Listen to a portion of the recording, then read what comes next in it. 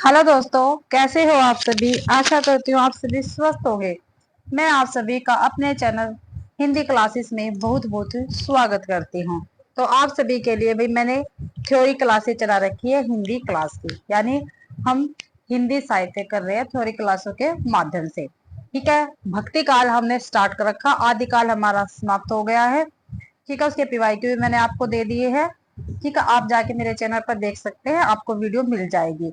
तो आज भक्ति काल का हम भाई क्या करेंगे, सामान्य परिचय करेंगे। भाई भक्ति काल संबंधी प्रमुख तथ्य यानी सामान्य परिचय हम भक्ति काल का देखेंगे यहाँ से। भक्ति काल शब्द का सर्वप्रथम उल्लेख श्वेता श्वेतर उपनिषद में मिलता है। जो भक्ति शब्द है भाई, इसका सबसे पहले उल्लेख कहाँ पर मिला है? श्वेता श्वेता श्वेतर उपनिषद में मिला है। और ये पेपर में काफी बार पूछा गया है, तो प्लीज आप इसको याद रखना। या कहीं पे आप नोट्स बनाते रहो, मैं टिक करती रहूंगी, आप वहां पे नोट्स बनाते रहना। पेपर के समय में जब हम रिवीजन करते हैं तो ये नोट्स हमारे बहुत काम आते हैं भाई। आगे है मोनोनियल विलियम्स के अनुसार भक्ति शब्द की व्युत्पत्ति कहाँ से हुई? भज धातु से हुई है। यानी भक्ति शब्द की व्युत्पत्ति भज धातु से हुई है भाई। ठीक है, ये आपको ध्यान रखना है। भक्ति का उदय दक्षिण भारत से हुआ, और जो भक्ति है इसका उदय कहाँ से हुआ? दक्षिण भारत से हुआ है भाई। आगे है भक्ति आंदोलन के उदय की पृष्ठभूमि। ठीक है, जो भक्ति आंदोलन का उदय हुआ उसकी हम पृष्ठभूमि देखेंगे यहाँ पे। तो इसके विचारक है यहाँ पे इसकी स्थापना। तो जॉर्ज ग्रियर्सन, वेबर और वर्नले और भंडारकर, ठीक है, इन्होंने भक्ति आंदोलन का उदय ईसाई प्रभाव से माना है। ठीक है, ईसाई प्रभाव से भक्ति आंदोलन का उदय किस किसने माना? जॉर्ज ग्रियर्सन ने, वेबर ने, बर्नले ने और भंडारकर ने। ये आपको ध्यान रखना है। और अरबी की देन किसने कहा है भारतीय भक्ति आंदोलन को? तो तारा चंद ने कहा है भाई भक्ति आंदोलन को अरबी की देन भाई, तारा चंद ने।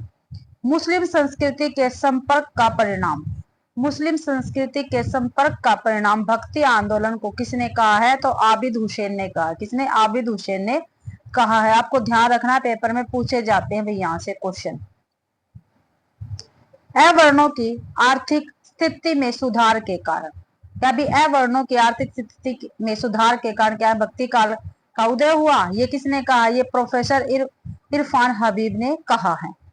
राजपूतों की पराजय के कारण ब्राह्मणों की सत्ता के हार से कर्म कांडों की अल्पता, बौद्ध धर्म की क्षयग्रस्तता और सूफी संतों का प्रभाव, ये किसने कहा है? डॉक्टर सतीश चंद्र ने कहा है भक्ति काल के विषय में भी। ठीक है, भक्ति आंदोलन के विषय में।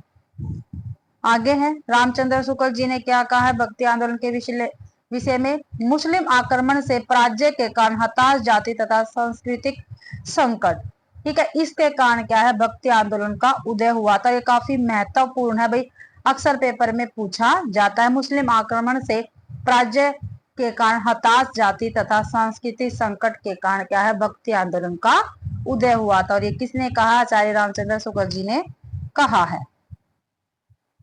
आगे है आचार्य हजारी प्रसाद द्विवेदी ने भारतीय चिंता धारा का स्वाभाविक विकास, भारतीय चिंता धारा का क्या भी स्वाभाविक विकास, अगर इस्लामी आक्रमण की देन तो उद्भव उत्तर भारत में होना चाहिए था, किंतु आरंभ दक्षिण में हुआ। साथ ही भक्ति काव्य में हताश या निराशा का भाव नहीं बल्कि उत्साह और जिजीविषा का काव्य था। तो भक्ति आंदोलन के विषय में किसने कहा? हजारी प्रसाद द्विवेदी जी ने कहा है। मुक्ति बोध ने क्या कहा भाई भक्ति आंदोलन के विषय में? ऐतिहासिक सामाजिक शक्तियों के रूप में जनता के दुखों व कष्टों से हुआ भाई।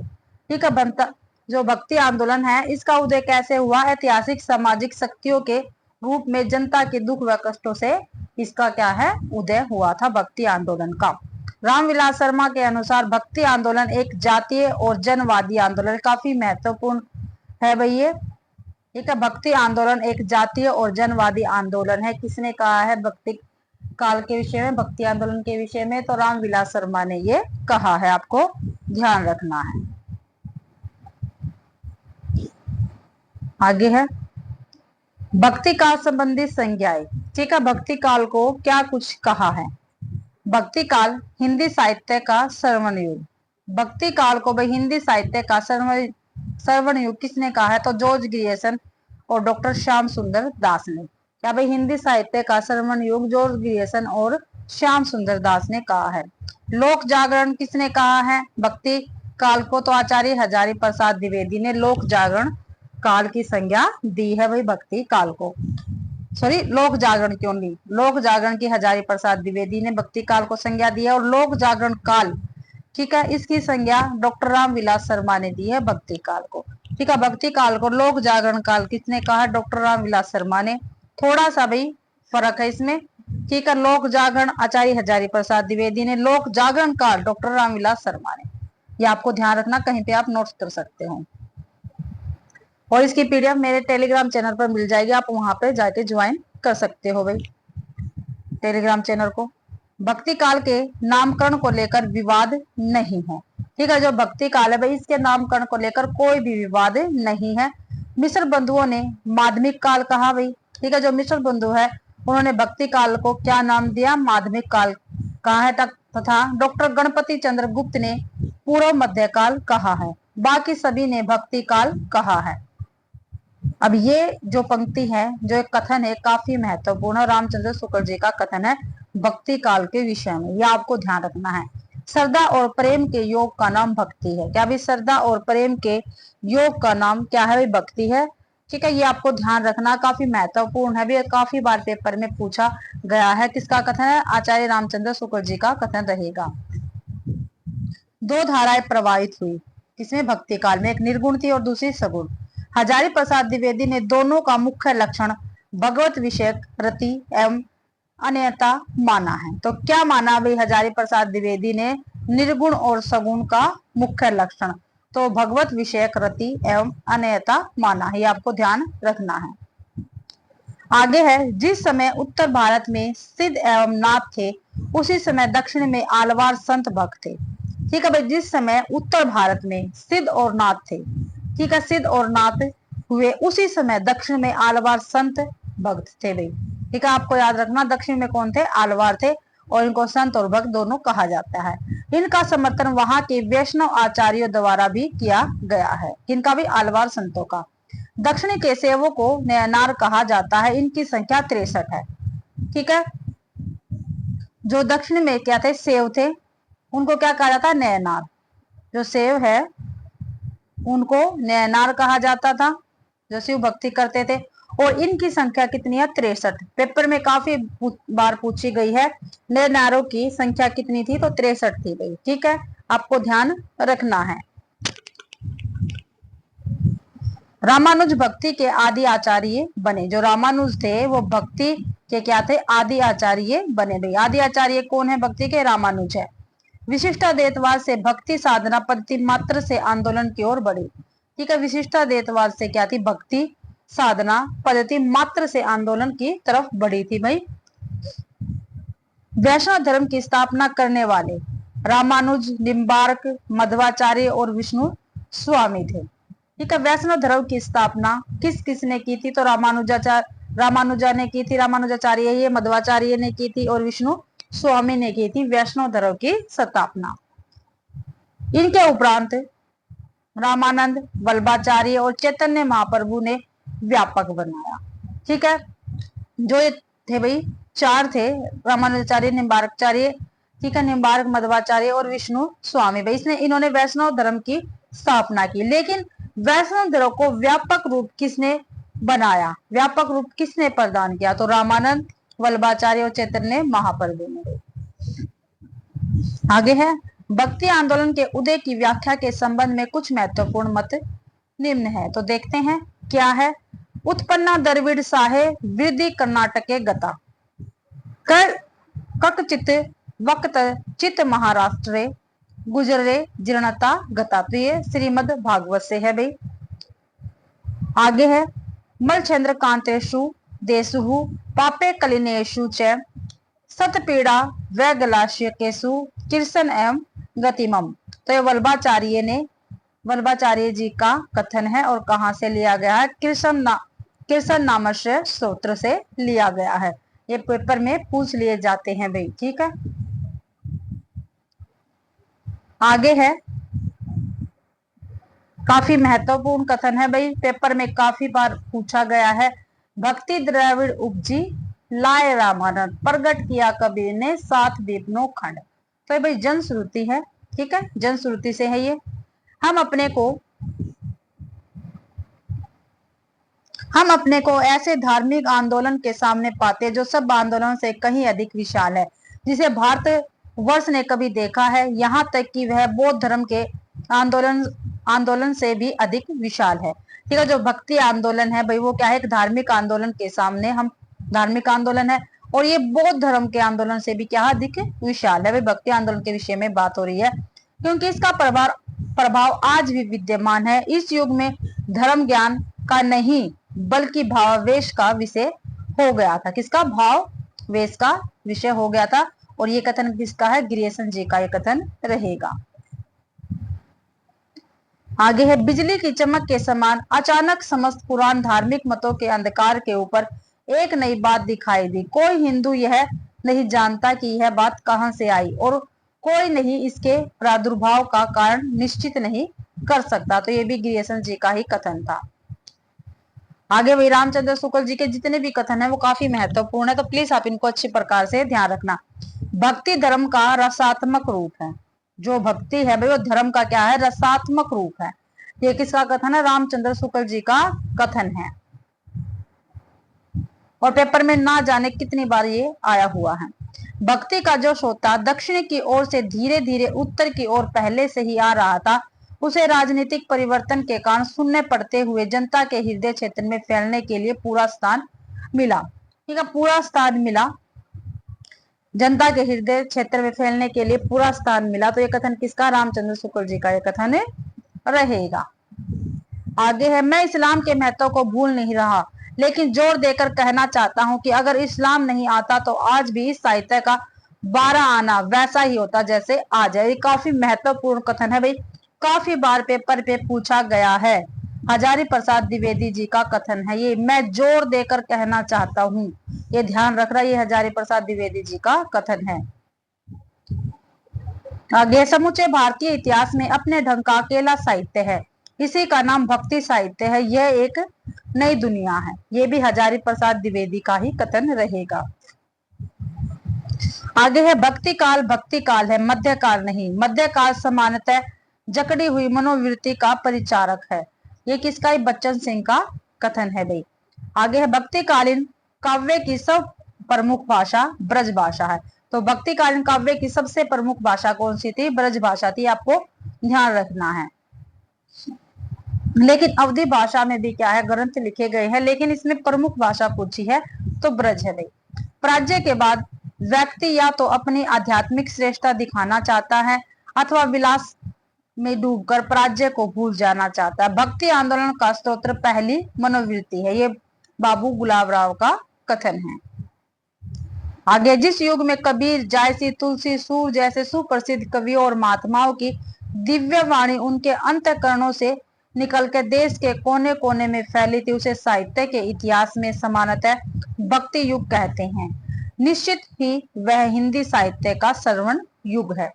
तो ऊपर भी मैंने आपको बताया था, हिंदी साहित्य का स्वर्ण युग भक्ति काल को किसने कहा? तो श्याम सुंदर दास ने कहा है और दूसरा जॉर्ज ग्रियर्सन ने कहा है।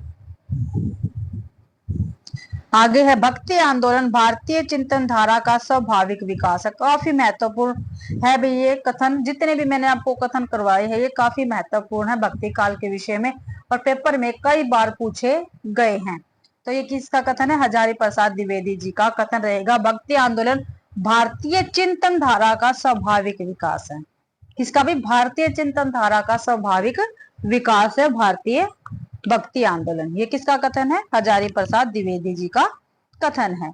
अब जो दर्शन है, ठीक है, भक्ति काल में महत्वपूर्ण दर्शनों का संक्षिप्त परिचय हम करेंगे, क्योंकि जो भी बच्चे हिंदी साहित्य के पेपर देते हैं, ठीक है, हिंदी साहित्य का जो पेपर देते हैं उसमें क्या है, इसमें से काफी क्वेश्चन पूछे जाते हैं, ठीक है, इन दर्शनों में से। तो प्लीज आप शुरू से लेके अंत तक क्लास में जरूर से जरूर बने रहे भाई, और क्लास को पूरी देखे, क्लास को ज्यादा से ज्यादा शेयर करें भाई, ठीक है, और लाइक भी करें। महत्वपूर्ण दर्शनों का संक्षिप्त परिचय। पहले अद्वैतवाद। क्या है भाई? अद्वैतवाद भक्ति आंदोलन के प्रथम प्रचारक और संत शंकराचार्य थे। ठीक है भाई, भक्ति आंदोलन के प्रथम प्रचारक और संत कौन थे? शंकराचार्य थे। भी प्रथम प्रचारक और संत, आपको ध्यान रखना भक्ति आंदोलन के। ठीक है, कालडी या केरल में 8वीं शताब्दी में जन्मे। कब इनका जन्म हुआ था? शंकराचार्य का 8वीं शताब्दी में। ये आपको ध्यान रखना है, क्योंकि जब भाई अनुक्रम वाले क्वेश्चन होते हैं तो उनमें इनके जन्म पूछे जाते हैं। देख लो, अद्वैतवाद के प्रथम, भक्ति आंदोलन के प्रथम प्रचारक कौन है? शंकराचार्य, आपको ध्यान रखना। और कालडी या केरल में 8वीं शताब्दी में जन्मे संत शंकराचार्य द्वारा भारत में व्यापक सतह पर भक्ति मत को ज्ञानवादी रूप में प्रसारित किया गया। किसने भाई? भक्ति मत को किसने प्रसारित किया है? शंकराचार्य ने। तो ज्ञानवादी रूप में प्रसारित किया, ये आपको ध्यान रखना है। मैं आपको क्लास के साथ साथ, जो मैं थ्योरी क्लास करवाती हूँ, इनके साथ साथ कितने क्वेश्चन बताती चलती हूँ, तो प्लीज आप इनको नोट डाउन करते चले भाई साथ साथ। इनके गुरु गोविंद भगवत पाद थे। ठीक है, जो शंकराचार्य है इनके गुरु कौन थे? भगवत पाद थे, ये आपको ध्यान रखना है। शंकराचार्य को प्रचन बोध भी कहा जाता है। ये क्वेश्चन पेपर में आया हुआ है भाई, शंकराचार्य को क्या कहा जाता है? ऑप्शन में प्रचन बोध दिया जाएगा और काफी सारे ऑप्शन दिए जाते हैं, तो प्रचन बोध हमारा सही आंसर होगा। तो आप नोट डाउन करते चले भाई। शंकराचार्य को प्रचन बोध भी कहा जाता है, क्योंकि इनके गुरु गौड़पाद बोध थे। ठीक है, जो इनके गुरु के भी गुरु, ठीक है, इनके गुरु कौन थे? भगवत पाद थे। और उनके गुरु कौन थे? गुरु के गुरु गौड़पाद थे। ठीक है, ध्यान रखना है। इन्होंने प्रस्थानमयी का भाष्य किया है। जो प्रस्थानमयी किस किस को कहा जाता है? उपनिषद, ब्रह्मसूत्र व गीता, इनका भाष्य किया है भाई किसने? शंकराचार्य ने। इन्हें सम्माद संप्रदाय का प्रवर्तन किया। ठीक है, और शंकराचार्य ने भी सम्माद संप्रदाय का भी प्रवर्तन किया, जो पंचोदेव उपासना पर आधारित है। ये क्वेश्चन एस्टेट की, जब मैंने पीवाईक्यू सीरीज चला रखी थी तब ये क्वेश्चन पेपर में आया था उसमें। ठीक है, पीवाईक्यू सीरीज में आया था।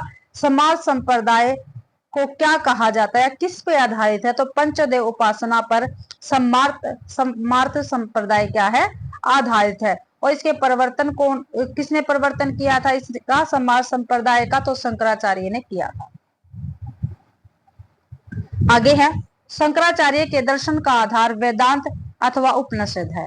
जो शंकराचार्य है इनके दर्शन का आधार क्या है? तो वेदांत और उपनिषद है भाई। ये भी पेपर में पूछा गया, जो शंकराचार्य इनके दर्शन का आधार क्या है? तो वेदांत और उपनिषद है। उनका सिद्धांत अद्वैतवाद कहलाया। जो शंकराचार्य है इनका सिद्धांत क्या कहलाया? इनका दर्शन क्या कहलाया? अद्वैतवाद कहलाया भाई, ये आपको ध्यान रखना है। शंकराचार्य का दर्शन क्या है? अद्वैतवाद है। आपको पता है पेपर में पूछा जाता है, मिलान में भी आता है, वैसे भी क्वेश्चन पूछा गया है कई बार। शंकराचार्य ने भारत में धर्म की एकता के लिए की नहीं है, के लिए भारत के 4 भागों में 4 मठ स्थापित किए। ठीक है, भारत के 4 भागों में भी, ठीक है, 4 जगह पर 4 मठ स्थापित किए। क्यों स्थापित किए? धर्म की एकता के लिए भाई। आगे है, अद्वैतवाद के अंतर्गत पारमार्थिक या वास्तविक स्तर पर सिर्फ एक ही सत्ता अर्थात ब्रह्मा को ही स्वीकार किया गया है। आत्मा और ब्रह्मा एक ही है, बड़ा एक ही है। जगत में आत्माओं का विविध्य प्रतीत अवश्य होता है, किंतु वे विविध्य वास्तविक नहीं है। ठीक है, विभिन्न आत्माएं ब्रह्मा के प्रतिबिंब या आभास मात्र है। ठीक है, जितनी भी आत्माएं हैं वो जो ब्रह्मा है इनके प्रतिबिंब है, और उनका क्या है? एक आभास मात्र भी उनका क्या है? हमें आभास होता है। आगे है, इन्होंने जगत को मिथ्या कहा है। ठीक है, जो शंकराचार्य है अद्वैतवाद के प्रवर्तक, उन्होंने जगत को मिथ्या कहा है। ये भी पेपर में पूछा जाता है, शंकराचार्य ने जगत को क्या कहा? तो मिथ्या कहा है। ब्रह्मा और जीव में अद्वैत है। अद्वैत मानी कोई भेद नहीं है, यानी इनको एक ही माना है। ज्ञान से ही सत्य की उपलब्धि हो सकती है, और ज्ञान को भी क्या है? सत्य जो ज्ञान है, अगर हम ज्ञान प्राप्त कर लेते हैं तो क्या है? उससे ही हमें सत्य की उपलब्धि प्राप्त हो जाएगी। ये क्या है? शंकराचार्य ने कहा है। सत्य के 3 स्तर बताए हैं फिर शंकराचार्य ने। कौन कौन से? पारमार्थिक, व्यवहारिक और पार्थिभाषिक। कौन कौन से? पारमार्थिक, व्यवहारिक और पार्थिभाषिक।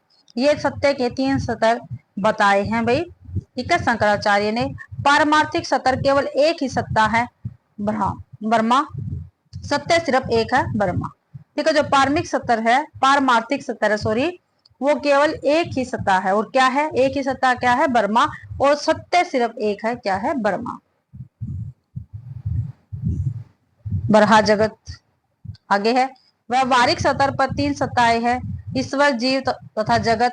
ईश्वर ब्रह्मा का ही सगुण रूप है, जो ईश्वर है वो ब्रह्मा का ही सगुण रूप है। जीव ब्रह्मा का प्रतिबिंब है, जो जीव है उसको भाई अद्वैतवाद वालों ने क्या कहा है? ब्रह्मा का ही प्रतिबिंब है, जो शरीर से युक्त होने के कारण अपने मूल स्वरूप को भूल गया है। ठीक है, जो भाई शरीर पाकर क्या है? अपने मूल रूप को भूल गया। कौन? जीव। लेकिन क्या है? वो ब्रह्मा का ही प्रतिबिंब है। जगत ब्रह्मा का आभास मात्र, और जो जगत है वो ब्रह्मा का केवल एक आभास मात्र है। इसकी रचना ईश्वर माया के माध्यम से करता है। बंधन का कारण अज्ञान है। ठीक है, जो हम बंधनों में बंधे रहते हैं उसका कारण, ठीक है, क्या बताया शंकराचार्य ने? अज्ञान है भाई। अतः मोक्ष की प्राप्ति ज्ञान मार्ग से हो सकती है। ठीक है, और जो मोक्ष है, अगर हमें मोक्ष प्राप्त करना है तो उसके लिए हमें ज्ञान मार्ग अपनाना होगा। जैसे ही आत्मा को अहम ब्रह्मास्मि का ज्ञान प्राप्त होता है, वैसे ही उसे मोक्ष मिल जाता है और वह ब्रह्मा हो जाती है। मोक्ष में किसी प्रकार का द्वैत या भेद नहीं बचता भाई। तो अहम ब्रह्मास्मि क्या है यार? इसका अर्थ क्या होगा? अहम ब्रह्मास्मि, मैं ही ब्रह्मा हूँ। ठीक है, और ये क्या है? ये अद्वैतवाद वालों का क्या है? ये एक मंत्र है, अहम ब्रह्मास्मि। आगे, शंकर के इस दर्शन का भक्ति पर नकारात्मक प्रभाव पड़ा। भक्ति के लिए भक्त और आराध्य में भेद स्वीकार करना आवश्यक है। ठीक है भाई, भक्ति और आराध्य में क्या है? भेद स्वीकार करना आवश्यक है। इसलिए जो शंकराचार्य है, इनका दर्शन कौन सा था? अद्वैतवाद दर्शन, उसका भक्ति पर नकारात्मक प्रभाव पड़ा। जबकि शंकर के अनुसार परमार्थ ये दोनों एक हैं। वे व्यवहारिक सतह पर भक्ति को स्वीकार करते हैं और ज्ञान मार्ग के सहायक तत्व के रूप में भी भक्ति को महत्व देते हैं, किंतु भक्ति से न तो परम सत्ता का ज्ञान हो सकता और न ही उसकी उपलब्धि। आगे, शंकराचार्य का निर्गुण ज्ञानवादी दर्शन मन में उत्पन्न निराशा के विषाद को खत्म न कर सका और न ही सामान्य लोगों को सुग्राहक हो सका। परिणामतः कालांतर में संतों द्वारा अद्वैतवाद की आलोचना की गई तथा वैष्णव संतों द्वारा शंकर के अद्वैतवाद के विरोध में दक्षिण में 4 नए मतों की स्थापना की गई, जो इस प्रकार है। ठीक है भाई, 4 मतों की स्थापना क्यों की गई थी? अद्वैतवाद के विरोध में। और दक्षिण में की गई थी 4 मतों की स्थापना। वे कौन कौन से थे? विशिष्टाद्वैतवाद, विशिष्टाद्वैतवाद कौन? रामानुजाचार्य। द्वैताद्वैतवाद निम्बारकाचार्य। द्वैतवाद मध्वाचार्य। शुद्धाद्वैतवाद विष्णु स्वामी या वल्लभाचार्य। तो ये काफी बार पेपर में पूछे जाते हैं, तो प्लीज आप इनको कहीं पर नोट डाउन कर लेना भाई। ठीक है, पूछा जाता है विशिष्टाद्वैतवाद के प्रवर्तक कौन है? रामानुजाचार्य। द्वैताद्वैतवाद के निम्बारकाचार्य। द्वैतवाद के मध्वाचार्य। शुद्धाद्वैतवाद के विष्णु स्वामी और वल्लभ स्वामी। और अद्वैतवाद के शंकराचार्य प्रवर्तक रहेंगे, तो आपको ध्यान रखना है। आगे है भाई विशिष्टाद्वैतवाद।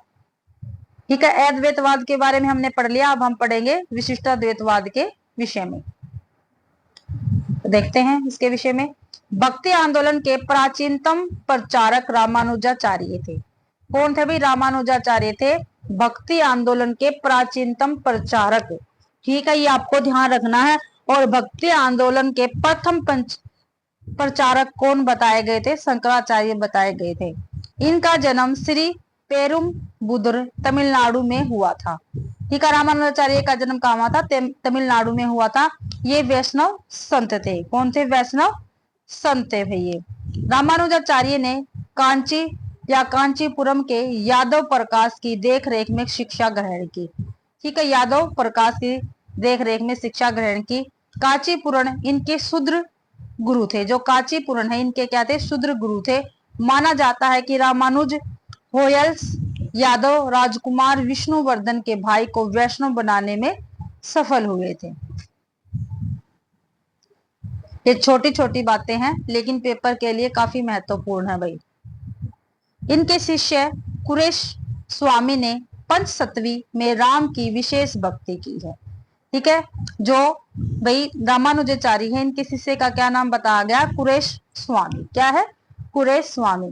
ठीक है, इन्होंने क्या किया था? पंचम सतवी, जो पंचम सतवी है उसमें राम की विशेष भक्ति की है। रामानुज संप्रदाय में दीक्षा केवल द्विज जाति को ही दी जाती थी। किन जातियों को दी जाती थी? द्विज जातियों को ही दी जाती थी रामानुज संप्रदाय में दीक्षा। ये आपको ध्यान रखना है। हालांकि शूद्रों के लिए भी भक्ति का प्रावधान था। ठीक है, दीक्षा तो द्विज जातियों के लिए जाती थी लेकिन शूद्रों के लिए भी भक्ति का प्रावधान था भी रामानुज संप्रदाय में। रामानुजाचार्य श्री संप्रदाय परंपरा में आते हैं। ठीक है, जो रामानुजाचार्य है वो किस में आते हैं? श्री संप्रदाय परंपरा में आते हैं रामानुजाचार्य। श्री संप्रदाय के पूर्ववर्ती आचार्यों का क्रम इस प्रकार है। ठीक है, जो श्री संप्रदाय है इसके जो आचार्य है पूर्ववर्ती, उनका क्रम हम देख लेते हैं। आप कहीं पे नोट कर सकते हैं, ये पूछा जाते हैं। तो श्री रंगनाथ मुनि, पुंडरीकाक्ष, राम मिश्र, यमुनाचार्य। यमुनाचार्य की प्रमुख रचनाएं देखो, यमुनाचार्य की भी रचनाएं यहाँ पे दे रखी है, यानी पेपर में क्वेश्चन बन सकता है इनसे। सिद्धित्रय, आगम, प्रमाणय, गीतार्थ संग्रह। तो ये किसकी है? यमुनाचार्य जी की रचनाएं हैं। सिद्धित्रय, आगम, प्रमाणय, गीतार्थ संग्रह। रामानुजाचार्य ने ब्रह्मसूत्र पर श्री भाष्य नाम से टीका लिखी है। जो रामानुजाचार्य हैं इन्होंने ब्रह्मसूत्र पर श्री भाष्य नाम से क्या लिखी है? टीका लिखी है। आपको ध्यान रखना, यानी श्री भाष्य किसकी रचना होगी? रामानुजाचार्य जी की रचना होगी। और उन्होंने ये रचना, इनकी रचना क्या है? ब्रह्मसूत्र की टीका है भाई। इस टीका में इन्होंने यह कहा कि एक शूद्र ईश्वर की कृपा से मोक्ष प्राप्त कर सकता है। ठीक है, पूछा जा सकता है भाई रामानुजाचार्य का ऐसा कौन सा ग्रंथ है या कौन सी रचना है जिसमें ये कहा गया है कि एक शूद्र ईश्वर की कृपा से मोक्ष प्राप्त कर सकता है? तो कौन सी है? श्री भाष्य है। ठीक है, जो ब्रह्मसूत्र की क्या है? टीका है। आगे है, रामानुजाचार्य शेष अथवा लक्ष्मण के अवतार माने जाते। ये काफी बार पेपर में आया हुआ है। ठीक है, आप सभी जो देते हैं हिंदी साहित्य के पेपर तो आपने ये देखे हो गए। जो रामानुजाचार्य है वो शेष अथवा लक्ष्मण के अवतार माने जाते हैं। कौन? रामानुजाचार्य। रामानुजाचार्य को दक्षिण में विष्णु का अवतार माना जाता है। ठीक है, और रामानुजाचार्य को भी विष्णु का अवतार माना जाता है। कहां पर? दक्षिण में। आगे है, रामानुज का दर्शन विशिष्टाद्वैतवाद कहलाता है। ठीक है, जो रामानुजाचार्य है इनका दर्शन क्या कहलाता है? विशिष्टाद्वैतवाद कहलाता है, जो शंकर के अद्वैतवाद के विरुद्ध पहली ठोस प्रक्रिया है। ठीक है, जो शंकराचार्य है उनका दर्शन का क्या नाम है? अद्वैतवाद। और उसके विरुद्ध, ठीक है, चलाई गई पहली ठोस प्रतिक्रिया है विशिष्टाद्वैतवाद। रामानुज ने अंतिम सत्ता को एक ही मानते हुए इसके भीतर द्वैत की स्थापना की है, इसलिए इसे विशिष्टाद्वैतवाद कहा गया है। आगे है, दर्शन के भेदों के संबंध में शंकर व रामानुज के मत। दर्शन में 3 प्रकार के भेदों को स्वीकार किया जाता है: सजातीय भेद, विजातीय भेद तथा स्वगत भेद। सजातीय भेद का अर्थ है एक ही वर्ग की 2 वस्तुओं के बीच में भेद, जैसे एक मनुष्य व दूसरा मनुष्य।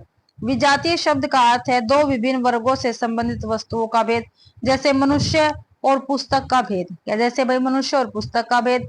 स्वगत भेद का अर्थ है किसी वस्तु तथा उसके किसी अंश का भेद, जैसे पेड़ और उसकी टहनी का भेद भाई। आगे है, शंकर ने तीनों ही भेदों का खंडन किया है। ठीक है, जो शंकराचार्य उन्होंने भी तीनों भेदों का खंडन किया और क्या कहा? क्योंकि न कोई सत्ता ब्रह्मा के समान है, न ही भिन्न, और न ही उसके भीतर कोई अंशी भेद है। रामानुज ने सजातीय और विजातीय भेदों को जो खंडन किया है, किंतु स्वगत भेद को स्वीकारा है। ईश्वर अंशी है जबकि आत्मा और जगत उसके अंश है भाई। आगे है, रामानुज की एक सीमा यह थी कि उन्होंने भक्ति को केवल उच्च वर्णों के लिए सीमित कर दिया था। ठीक है, जो रामानुजाचार्य थी उनकी एक सीमा थी। क्या थी? जो भक्ति थी उनको केवल उच्च वर्ग के लिए ही सीमित कर दिया था भाई। आगे है, रामानुज ने स्पष्टतः कहा कि ईश्वर और ब्रह्मा में कोई भेद नहीं है। किसने कहा है? रामानुजाचार्य ने कहा भाई ईश्वर और ब्रह्मा में कोई भी भेद नहीं है और वह सगुण ही है, सत्य, चित्त और आनंद उसके गुण हैं। ठीक है, कौन कौन से गुण बताए हैं भाई? सत्य, चित्त और आनंद। ठीक है, रामानुज के अनुसार आत्मा और जगत ईश्वर के अंश है। ठीक है, रामानुज के अनुसार भाई जो आत्मा और जगत है वो किसके अंश है? ईश्वर के है और उनकी वास्तविक सत्ता है, वे ब्रह्मा के विवर्त या आभास नहीं है भाई।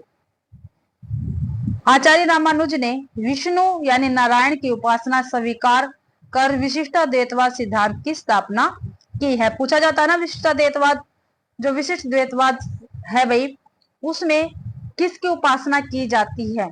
तो किसकी की जाती है? विष्णु या नारायण की उपासना की जाती है। इनके यहाँ राम भक्ति भी मिलती है, लेकिन राम भक्ति को व्यवस्थित रूप रामानंद ने ही दिया है भाई। आगे देखते हैं।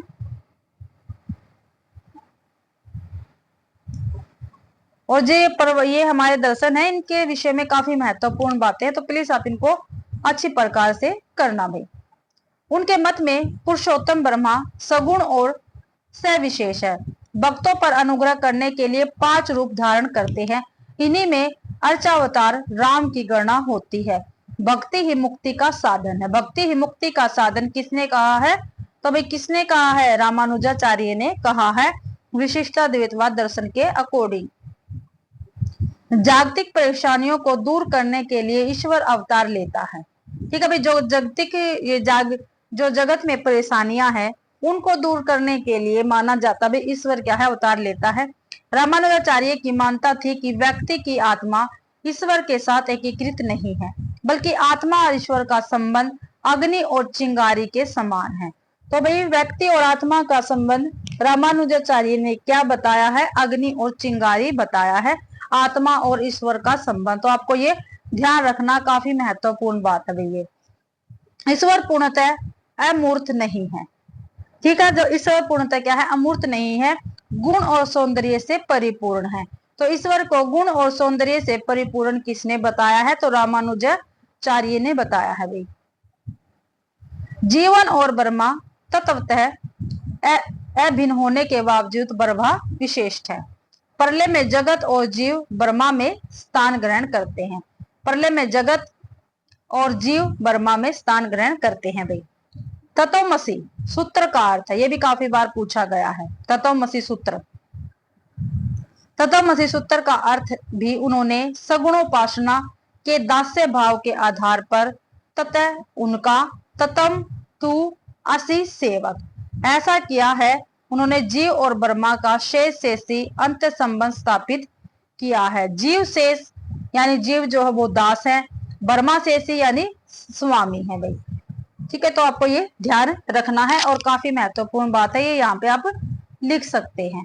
और यही पूछा जा सकता है, तो यही पूछा जाता है अक्सर, तत्वमसि सूत्र किसने दिया है? तो किसने दिया है? रामानुजाचार्य ने दिया है, विशिष्टाद्वैतवाद दर्शन के अकॉर्डिंग भाई। तो आपको ध्यान रखना है। और उसमें जो तत्त है उसको क्या कहा है? उनका, ततम को तू, असि को सेवक माना है भाई उन्होंने। आगे है, रामानुजाचार्य ने सगुण ईश्वर का उपदेश दिया। तो रामानुजाचार्य ने क्या भाई? सगुण ईश्वर का उपदेश दिया था।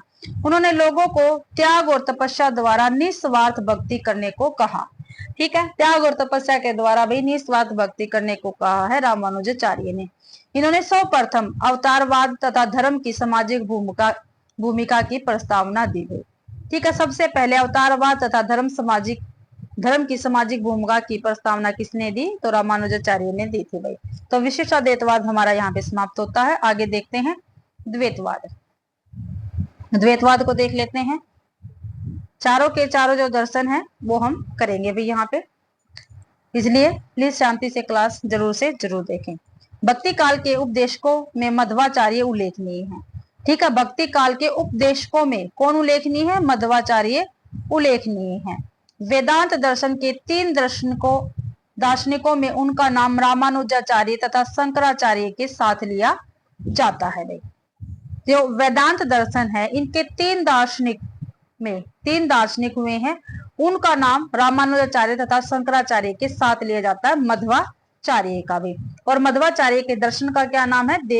द्वैतवाद। क्या है? द्वैतवाद है भाई। आगे है आचार्य मध्व का जन्म, यानी मध्वाचार्य है ये। आचार्य मध्वाचार्य का जन्म दक्षिण भारत के बेलीग्राम नामक स्थान पर हुआ। ठीक है, दक्षिण भारत में हुआ था मध्वाचार्य का जन्म, और कहां पे? बेलीग्राम नामक स्थान में। उत्तर भारत की यात्रा पर आने पर ये बद्रिकाश्रय गए। कहां पे गए? बद्रिकाश्रय गए, और वहां वेद व्यास से शालिग्राम की 3 मूर्तियां प्राप्त की। ठीक है, बद्रिकाश्रम गए और वहां से वेद व्यास जो थे हमारे ऋषि, उनसे शालिग्राम की 3 मूर्तियां इन्होंने प्राप्त की। यही अपने शिष्यों की सुविधा के लिए इन्होंने 8 मंदिरों का निर्माण भी किया। ठीक है, जो मध्वाचार्य उन्होंने अपने शिष्यों की सुविधा के लिए 8 मंदिरों का निर्माण भी करवाया भाई। और वैष्णव भक्ति के प्रचार में योग दिया। क्या भी? जो वैष्णव भक्ति है इसके प्रचार में इन्होंने योग दिया भाई खूब। मध्वाचार्य ने द्वैतवाद का घोर विरोध किया है। जो मध्वाचार्य है इन्होंने अद्वैतवाद का घोर विरोध किया है। देखो, विशिष्ट द्वैतवाद था, उसमें भी अद्वैतवाद का विरोध हुआ। अब द्वैतवाद है, इसमें भी अद्वैतवाद का विरोध हुआ। और अद्वैतवाद के विरोध के कारण ही, ठीक है, विशिष्टाद्वैतवाद आया, द्वैतवाद आया, द्वैताद्वैतवाद आया, ठीक है, शुद्धाद्वैतवाद आए दर्शन भाई। इनका दार्शनिक मत द्वैतवाद है। वे तत्ववाद के प्रवर्तक थे। कौन भाई? मध्वाचार्य तत्ववाद के प्रवर्तक थे, जिसे द्वैतवाद के नाम से जाना जाता है। इनके मत में भगवान विष्णु 8 गुणों से बद्ध और सर्वोच्च तत्व है। ठीक है भाई, इनका जो मत है द्वैतवाद, उसमें विष्णु को क्या माना गया है? तो विष्णु को भाई 8 गुणों से बद्ध माना गया है और सर्वोच्च तत्व माना गया है। जगत सत्य है, ईश्वर और जीव का भेद। जगत क्या है? इन्होंने सत्य माना जगत को, ईश्वर और जीव का भेद, जीव का जीव से भेद तथा जड़ का जीव से भेद वास्तविक है। और इन्होंने क्या कहा है भाई? जीव और ना, ईश्वर और जीव का भेद है, जीव का जीव से भेद है तथा जड़ का जीव से भेद क्या है? ये वास्तविक है। समस्त जीव हरि के अनुतर है। ठीक है, जितने भी समस्त जीव है धरती पर वो सभी हरि के क्या है? अनुतर है वे। आगे है जीव स्वभावतः अल्प शक्ति और अल्प ज्ञान संपन्न है। अल्प ज्ञान जीव सर्वज्ञ विष्णु के अधीन रहकर ही कार्य करते हैं। जीवों में तारतम्य रहता है, सांसारिक दशा में ही नहीं मोक्ष दशा में भी यह तारतम्य विद्यमान रहता है। अपने वास्तविक सुख की अनुभूति ही मुक्ति है। मुक्ति का सर्वश्रेष्ठ साधन अमला भक्ति है। तो क्या बताया इन्होंने? मुक्ति का सर्वश्रेष्ठ साधन अमला भक्ति। ठीक है, अमला भक्ति मुक्ति का सर्वश्रेष्ठ साधन किसने माना है? तो किसने माना भाई? मध्वाचार्य ने माना है। ईश्वर उत्पत्ति, स्थिति और संहार का कारण है। ईश्वर से उत्पत्ति होती है, स्थिति बनती है और उनका ही संहार किया जाता है ईश्वर के द्वारा। ये मध्वाचार्य ने कहा है अपने दर्शन द्वैतवाद में। विष्णु ही ब्रह्मा है, पत्नी लक्ष्मी विष्णु की शक्ति है। ठीक है, विष्णु को ब्रह्मा माना है, ब्रह्मा माना है, और जो उनकी पत्नी है लक्ष्मी वो विष्णु की शक्ति मानी है भाई। जगत सृष्टि शक्ति द्वारा होती है। जो जगत की सृष्टि है वो क्या है? शक्ति के द्वारा ही होती है तथा अवतार लेने पर उसकी अर्धाग्नि या प्रेषी होती है भाई। अंतिम स्थिति में जीव और जगत में भेद है, जीव और जीव में भेद भी है। प्रत्येक जीव का ब्रह्मा के साथ एक ही तरह का संबंध नहीं होता। ज्ञान, भक्ति और साधना के आधार पर जीवों की अलग अलग कोटियां तथा अलग अलग संबंध है भाई। आगे देखते हैं। वेद का समस्त तात्पर्य विष्णु ही है। ठीक है, वेद का समस्त तात्पर्य किसको माना गया? विष्णु को माना गया भी द्वैतवाद में। मध्वाचार्य का संप्रदाय ब्रह्मा संप्रदाय के नाम से भी विख्यात है। जो मध्वाचार्य है इनका संप्रदाय भाई ब्रह्मा संप्रदाय के नाम से विख्यात है, आपको ध्यान रखना है। आगे है द्वैताद्वैतवाद। क्या है द्वैताद्वैतवाद? हम अब इसके विषय में पढ़ेंगे। द्वैताद्वैतवाद के प्रवर्तक कौन है? निम्बार्काचार्य हैं। श्री निम्बार्काचार्य का समय अनिगिनत है। निम्बार्क संप्रदाय में इनको सृष्टि के आदि से आदि में उत्पन्न माना जाता है। जो निम्बार्क संप्रदाय है उसमें निम्बार्काचार्य को भी सृष्टि के आदि से ही उत्पन्न माना जाता है। किंतु डॉक्टर भंडारकर ने इनका समय 1162 ईस्वी के आसपास सितर किया है। ठीक है, 1162 ईस्वी के आसपास निम्बार्काचार्य का समय किसने बताया है? तो किसने बताया? डॉक्टर भंडारकर ने बताया है। कुछ विद्वान इस संप्रदाय को वैष्णव भक्ति का प्राचीनतम संप्रदाय मानते हैं। श्री निम्बार्क का संप्रदाय सनकादि या हंस संप्रदाय के अंतर्गत आता है। तो ये भी पूछा जाता है ना, सनकादि संप्रदाय किसका है? तो निम्बार्काचार्य का। ठीक है, हंस संप्रदाय किसका है? निम्बार्काचार्य का। ठीक है, ये आपको ध्यान रखना है। द्वैतवाद दर्शन के प्रवर्तक कौन है? निम्बार्काचार्य। तो देख लो, एक पहरे से, ये छोटा सा पहरा है, इससे देख लो हमारे 3 क्वेश्चन निकल के अपने सामने, 3 के 4, ये रहा, एक ये रहा। ठीक है, तो ऐसे ही इसलिए मैंने थ्योरी क्लास आपके लिए स्टार्ट की है कि अब थ्योरी के माध्यम से हम अपने क्वेश्चनों को देख लेंगे, फिर हम इनके जो पीवाईक्यू एमसीक्यू पेपर में आए हुए हैं वो करेंगे हम। निम्बार्काचार्य रामानुजाचार्य के समकालीन थे। जो निम्बार्काचार्य है भाई, वो रामानुजाचार्य के समकालीन थे। और रामानुजाचार्य कौन है? इष्टाद्वैतवाद के प्रवर्तक। इनका मानना था कि भक्ति कृपा स्वरूप प्राप्त की जा सकती है। ठीक है, भक्ति कृपा स्वरूप प्राप्त की जा सकती है। किसने कहा है? तो निम्बार्काचार्य ने कहा है। इस संप्रदाय का दार्शनिक सिद्धांत भेदाभेदवाद या द्वैतवाद है। ठीक है, इस संप्रदाय का दार्शनिक सिद्धांत कौन सा है? भेदाभेदवाद या द्वैतवाद। ठीक है, द्वैतवाद भी कहा जाता है। ठीक है, और भेदाभेदवाद भी कहा जाता है। कभी पेपर में भेदाभेदवाद पूछ लिया जाता है, कभी द्वैतवाद पूछ लिया जाता है। बस इसके प्रवर्तक आपको ध्यान रखना कौन है? निम्बार्काचार्य है।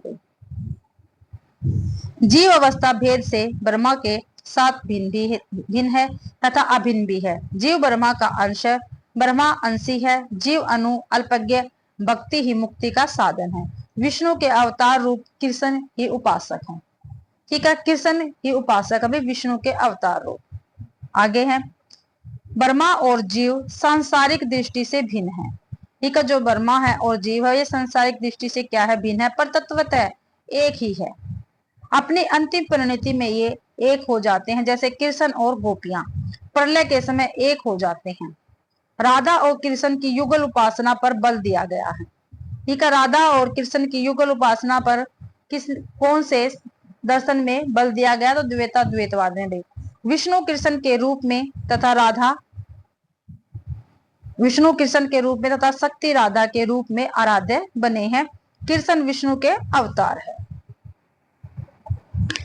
आगे है, ब्रजमंडल में इसका प्रचार है और इसके अंतर्गत श्री कृष्ण की अनेक लीलाओं के द्वारा भक्ति भाव की अभिव्यक्ति की जाती है। निम्बार्क संप्रदाय के अनेक कवियों ने ब्रज भाषा में सुंदर पद रचना की है।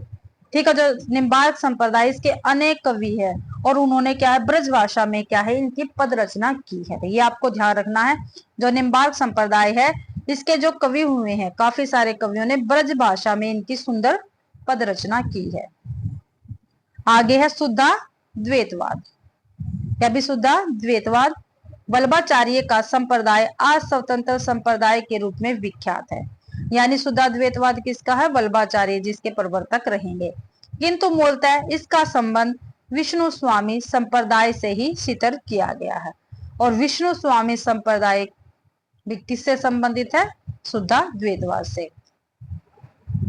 वल्लभाचार्य चैतन्य महाप्रभु के बाद कृष्ण भक्ति शाखा के दूसरे प्रसिद्ध संत थे। ठीक है, जो वल्लभाचार्य वो चैतन्य महाप्रभु के बाद कृष्ण भक्ति शाखा के दूसरे प्रसिद्ध संत है। पहले कौन है? चैतन्य महाप्रभु। ये तेलंगाना के ब्राह्मण परिवार से थे। वल्लभाचार्य भी वैष्णव वेदांती दार्शनिक है, जिनका दर्शन शुद्धाद्वैतवाद कहलाता है। यह भी तात्विक रूप से अद्वैतवादी है। शुद्ध शब्द का प्रयोग इसके विशेषण के रूप में किया गया है। भाई आगे है, ब्रह्म माया से सर्वथा अलिप्त अथवा शुद्ध है।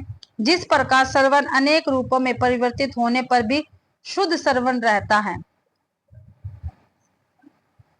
उसी प्रकार ब्रह्मा शुद्ध ही है।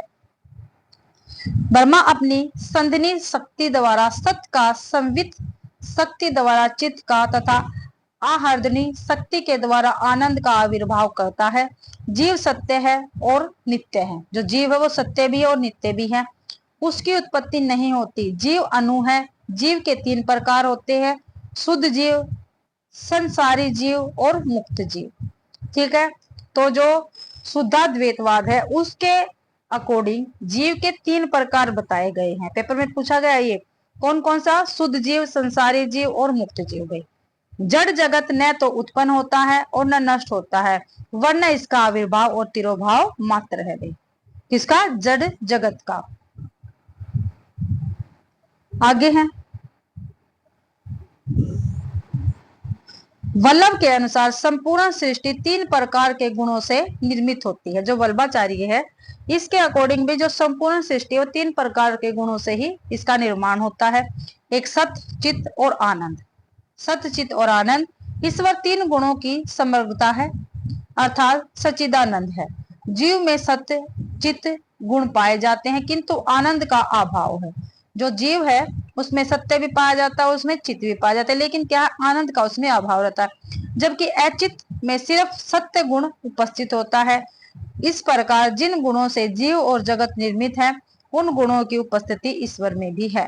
अतः जिस प्रकार ईश्वर शुद्ध है उसी प्रकार जीव और जगत भी शुद्ध है। भाई आगे है, शुद्धाद्वैतवाद दर्शन के अनुसार भगवान को जब रमण करने की इच्छा होती है तब वह अपने आनंद आदि गुणों के अंशों को तिरोहित कर स्वयं जीव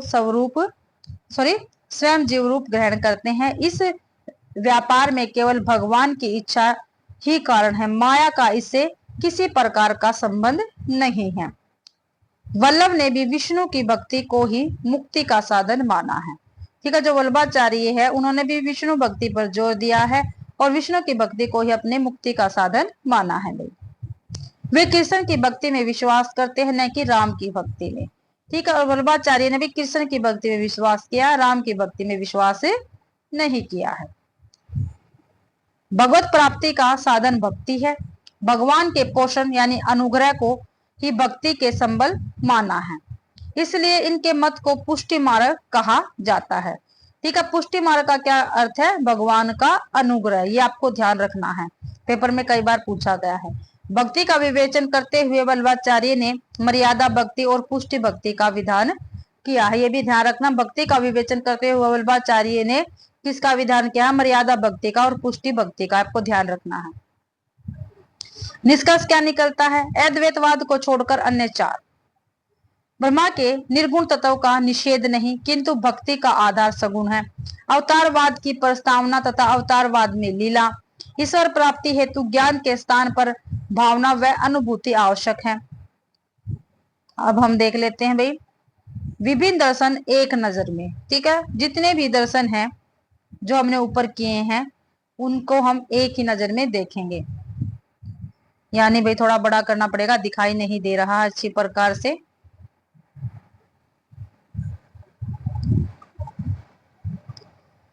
अद्वैतवाद, विशिष्टाद्वैतवाद, द्वैताद्वैतवाद भाई और शुद्धाद्वैतवाद।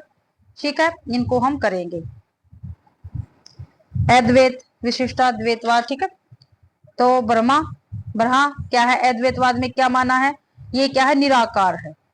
विशिष्टाद्वैतवाद में विष्णु माना है, विशिष्टाद्वैतवाद में ब्रह्मा को, और सर्वप्रथम अवतारवाद। द्वैताद्वैतवाद में राधा और कृष्ण युगल रूप में है।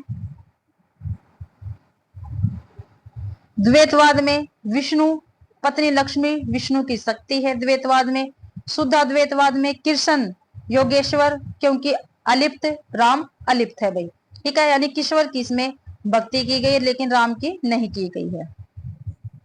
आगे है, जगत को क्या माना है, अद्वैतवाद में मिथ्या माना है, विशिष्टाद्वैतवाद में सत्य, द्वैताद्वैतवाद में सत्य माना है भाई जगत को। ठीक है, द्वैतवाद में भी जगत को सत्य माना है। शुद्धाद्वैतवाद में आकार यानी सोने का कुंडल माना है। काफी महत्वपूर्ण पॉइंट है, ये याद रखना है। शुद्धाद्वैतवाद में भी जगत को क्या माना है, आकार यानी सोने का कुंडल माना है।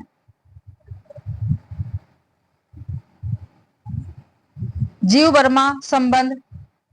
ठीक है, अद्वैतवाद में अद्वैत यानी माया का पर्दा रहता है जीव और ब्रह्मा संबंध पर। विशिष्टाद्वैतवाद में तत्वतः अभिन्न है किंतु ब्रह्मा विशिष्ट, प्रलय में जीव और जगत ब्रह्मा में स्थान ग्रहण करते हैं। ये विशिष्टाद्वैतवाद में माना है जीव ब्रह्मा का संबंध।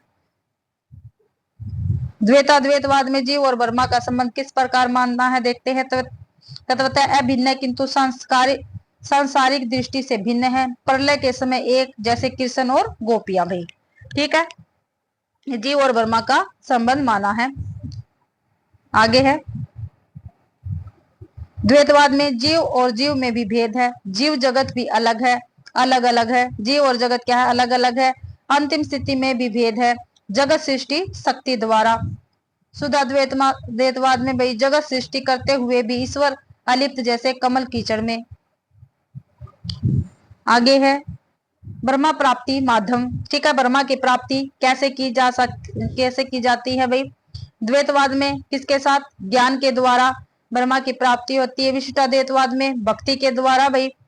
द्वैताद्वैतवाद में युगल भक्ति उपासना के द्वारा, क्योंकि इसमें राधा और कृष्ण की क्या है, युगल उपासना की है, इसलिए युगल भक्ति की उपासना के साथ ही क्या है, ब्रह्मा की प्राप्ति मानी जाती है। द्वैतवाद में भाई भक्ति के द्वारा। ठीक है, शुद्धाद्वैतवाद में प्रेम भक्ति स्वतः सरभूत नहीं, कृष्ण अनुग्रह से पुष्टि भाई। तो ये थे हमारे दर्शन, जितने भी हमने किए हैं 5 दर्शन। ठीक है, और उसके अकॉर्डिंग जो ब्रह्मा है उसको क्या माना इन दर्शनों में, जगत को क्या, जीव ब्रह्मा संबंध को क्या, ब्रह्मा की प्राप्ति का माध्यम क्या माना गया है। आगे करते हैं भाई प्रमुख वैष्णव संप्रदाय। ठीक है, प्रमुख वैष्णव संप्रदाय हम करेंगे।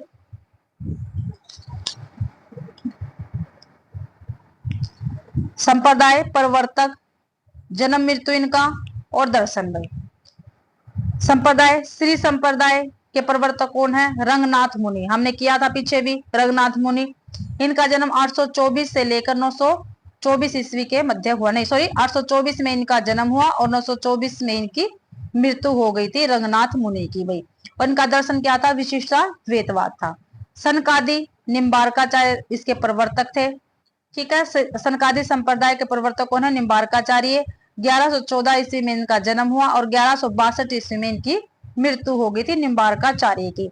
और निम्बार्काचार्य के दर्शन का क्या नाम है, द्वैताद्वैतवाद।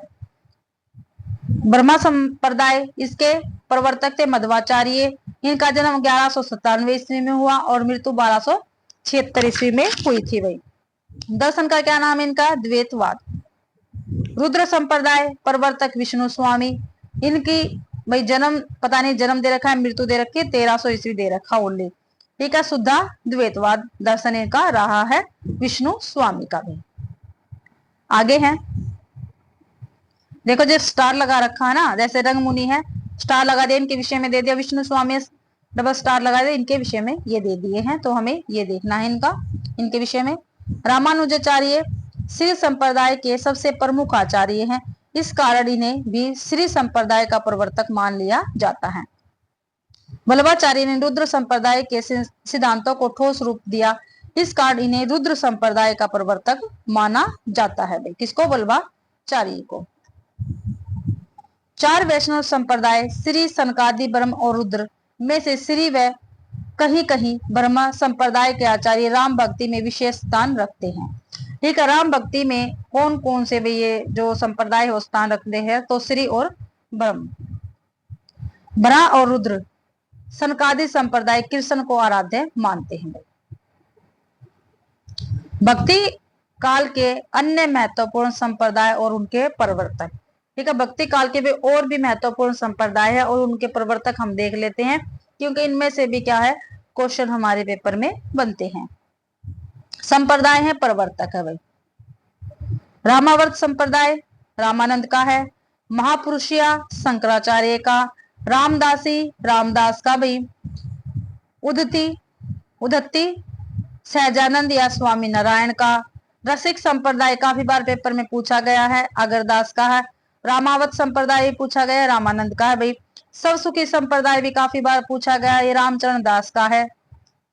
गौड़ीय संप्रदाय तो अक्सर पूछा ही जाता है। गौड़ीय संप्रदाय के प्रवर्तक कौन है, चैतन्य महाप्रभु है। सखी या हरिदासी स्वामी हरिदास इसके प्रवर्तक रहेंगे। सखी संप्रदाय के प्रवर्तक कौन है, स्वामी हरिदास, ये भी काफी बार पेपर में पूछा गया है। तत्व सुखी संप्रदाय के प्रवर्तक कौन है, जीवराम है। ये भी पेपर में पूछा गया है। राधा वल्लभी गोस्वामी हित हरिवंश इसके प्रवर्तक रहेंगे, राधा वल्लभी पर संप्रदाय के। महानुभाव पर संप्रदाय इसके है चक्रधर। ये भी पेपर में सभी जो मैं आपको करवा रही हूँ पेपर में पूछे जाते हैं, काफी महत्वपूर्ण है भाई ये, ठीक है, तो इसलिए क्लास में आप बने रहें। महानुभाव जो संप्रदाय है इसके प्रवर्तक कौन है? चक्रधर है। वारकरी संप्रदाय के प्रवर्तक पुंडलिक है। परम ब्रह्मा के संप्रदाय के प्रवर्तक कौन है? दादू दयाल है भाई। ध्यान के जो ध्यान संप्रदाय इसके प्रवर्तक कौन है? बुद्ध की बोधि से है भाई ये। शास्त्र पूजक संप्रदाय इसके प्रवर्तक कौन है? इसके है भाई केरल के इसके प्रवर्तक रहेंगे। सहजिया बंगाल के रहेंगे। पंचसखा ओडिशा के रहेंगे प्रवर्तक भाई विष्णोई जमनाथ इसके प्रवर्तक है। जो विष्णोई संप्रदाय है, काफी बार पेपर में पूछा जाता है, जो विष्णोई संप्रदाय इसके प्रवर्तक कौन है? जम्बनाथ है भाई। आगे है, नाभादास ने भक्तमाल में भक्त कवियों पर लिखे गए छप्पे। जो नाभादास कृत है भक्तमाल, उसमें जो भक्त कवि है उन पर लिखे गए छप्पे हम यहाँ पर देखते हैं, क्योंकि पेपर में यहाँ से क्वेश्चन पूछा जाता है भाई। हिंदू तुर्क परमान रमेनी शब्दी साकी, पक्षपात नहीं वचन सभी के हित की भाकी। आरूढ़ दस है जगत पर मुख देखी नाही भनी, कबीर कानी राखी नहीं वर्णाश्रम शश दर्शनी। ठीक है, ये काफी बार यहाँ से पूछा गया है। कबीर कानी राखी नहीं वर्णाश्रम सठ दर्शनी, तो कबीर के संबंध में है और किसका कथन है? नाभादास जी का कथन रहेगा और भक्तमाल में से ये लिया गया है, ये आपको ध्यान रखना है। आगे है, अनंतानंद कबीर सुखा सुरसुरा पद्मावती नरहरी, पीपा भावानंद रैदास धन्ना सेन सुरसरी की गरहरी। और शिष्य पर शिष्य एकते एक उजागर, विश्व मंगल आधार सर्वानंद धा के आगर। तो ये रामानंद के शिष्यों के संबंध में है भाई। रामानंद के शिष्यों के संबंध में है। नाभादास जी का की भी ये पंक्तियां हैं और भक्तमाल से ली गई, आपको ध्यान रखनी है भाई। ये जो नाभादास की भक्तमाल इनकी रचना है ना, वहां की ये पंक्तियां हैं। भक्त कवियों पर इन्होंने छप्पे लिखे थे, उनके विषय में है ये। त्रेता काव्य निबंध करी सतकोटि रसायन, एक अक्षर उचरे ब्रह्मा इत्यादि परायण। अब भक्तन सुख देन बहुरी लीला विस्तारी, रामचरण रस मत रहत अहनिशी वर्त धारी। संसार अपार के पार को सुगम रूप नवका लाए, कली कुटिल जीव निस्तार हित वाल्मीकि तुलसी भयो। तो ये काफी बार पूछा गया है। कली कुटिल जीव निस्तार हित वाल्मीकि तुलसी भयो, तो तुलसीदास के विषय में है। नाभादास जी का कथन है और भक्तमाल में से लिया गया है। आगे है भाई, उक्त चोच अनुप्रास बरन अस्थिति अति भारी, बचन प्रीति निर्वाह अर्थ अद्भुत तुकधारी। प्रतिबिंबित दिव्य दृष्टि हृदय हरि लीला भासी, जन्म कर्म गुण रूप सबे रसना प्रकाशी। विमल बुद्धि गुण और की जो यह गुण श्रवणनी धरे, सुर कवित सुनी कौन कवि जो नहीं सिर चालन करे। तो ये सूरदास के संबंध में है। ठीक है भाई, नाभादास जी का कथन है, भक्तमाल में से लिया गया है। आगे है, सदृश गोपिया प्रेम प्रकट कल युग ही दिखायो, निरअंकुश अति निडर रसिक रसना जग गायो। दृष्टि दोष विचारिये मृत्यु को अधम कियो, बाण न बाको भयो गरल अमृत जो पियो। भक्ति निशानी बजाय के काहू ते नाहिन लजी, लोक लाज कुल श्रृंखला तजी मीरा गिरधर भजी। ये भी काफी महत्वपूर्ण पंक्तियां पेपर में पूछी गई है। ये मीराबाई के संबंध में भी नाभादास जी का कथन और भक्तमाल की ये पंक्तियां हैं। आगे है, लीला पद रस रीति ग्रंथ रचना में नागर, सरस उक्ति युक्ति भक्ति रह गान उजागर। चंद्रहास अगर्ज सुहद परम प्रेम ग्रंथ में पगे, नंददास आनंद निधि रसिक सौ प्रभु हित सरंग भंगे। तो ये नंददास जी के विषय में है, किसका? नाभादास जी का कथन और भक्तमाल में से लिया गया है। तो भाई यहाँ पे अपनी क्लास कंप्लीट होती है। आशा करती हूँ भाई आप सभी को क्लास पसंद आई होगी। अगर आप सभी को क्लास पसंद आती है तो प्लीज क्लास को ज्यादा से ज्यादा शेयर करें, लाइक करें और कमेंट करना बिल्कुल भी ना भूले भाई। कमेंट से ही मुझको पता चलता भी आपको मेरी क्लास पसंद आ रही है या नहीं। ठीक है। और चैनल को भी सब्सक्राइब जरूर से जरूर करें। और टेलीग्राम चैनल है उसको भी आप जरूर से जरूर ज्वाइन करें, क्योंकि ये जो क्लास की पीडीएफ होती है ये सभी आपको भाई टेलीग्राम चैनल पर ही मिलेगी। ठीक है, इसलिए टेलीग्राम चैनल को भी ज्वाइन जरूर से जरूर करें। और आप सभी का मेरी क्लास देखने के लिए बहुत बहुत धन्यवाद।